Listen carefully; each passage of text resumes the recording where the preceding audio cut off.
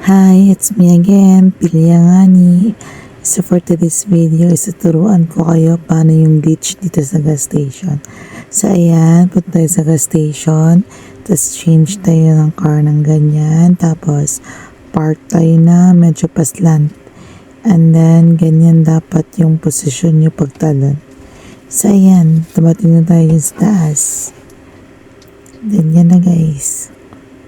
Medyo pahirapan din sa pagtalon pero tsaga-tsaga lang kasi kapag kauna talaga is medyo mahirap talaga. Pero kapag inulit-ulit nyo, pinapractice nyo, mandaling na lang yan sa inyo.